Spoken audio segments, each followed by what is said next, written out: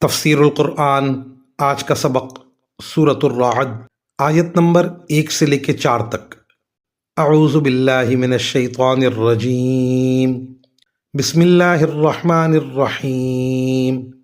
الف لام میم را، تلک آیات الکتاب والذی انزل الیک من ربک الحق ولكن أكثر الناس لا يؤمنون۔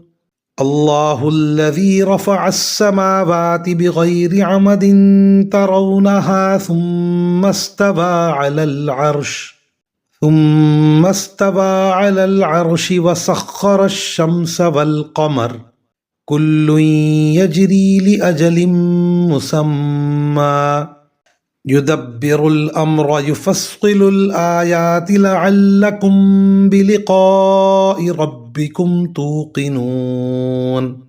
وهو الذي مد الأرض وجعل فيها رواسي وأنهارا ومن كل الثمرات جعل فيها زوجين اثنين يغشي الليل النهار إن في ذلك لآيات لقوم يتفكرون۔ وفي الأرض قطع متجاورات وجنات من أعناب وزرع ونخيل صنوان وغير صنوان يسقى بماء واحد ونفصل بعضها على بعض في الأكل إن في ذلك لآيات لقوم يعقلون۔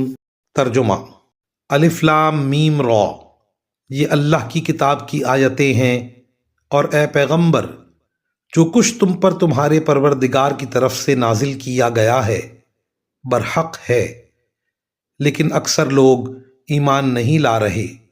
اللہ وہ ہے جس نے ایسے ستونوں کے بغیر آسمانوں کو بلند کیا جو تمہیں نظر آ سکیں، پھر اس نے عرش پر استوا فرمایا اور سورج اور چاند کو کام پر لگا دیا۔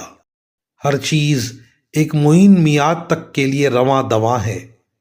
وہی تمام کاموں کی تدبیر کرتا ہے، وہی ان نشانیوں کو کھول کھول کر بیان کرتا ہے تاکہ تم اس بات کا یقین کر لو کہ ایک دن تمہیں اپنے پروردگار سے جا ملنا ہے۔ اور وہی ذات ہے جس نے یہ زمین پھیلائی، اس میں پہاڑ اور دریا بنائے، اور اس میں ہر قسم کے پھلوں کے 2 جوڑے پیدا کیے۔ وہ دن کو رات کی چادر اوڑھا دیتا ہے۔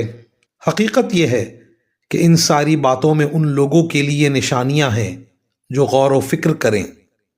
اور زمین میں مختلف قطعے ہیں جو پاس پاس واقع ہوئے ہیں، اور انگور کے باغ اور کھیتیاں اور کھجور کے درخت ہیں، جن میں سے کچھ دوہرے تنے والے ہیں اور کچھ اکھرے تنے والے۔ سب ایک ہی پانی سے سیراب ہوتے ہیں، اور ہم ان میں سے کسی کو ذائقے میں دوسرے پر فوقیت دے دیتے ہیں۔ یقیناً ان سب باتوں میں ان لوگوں کے لیے نشانیاں ہیں جو عقل سے کام لیں۔ وآخر دعوانا ان الحمد للہ رب العالمین۔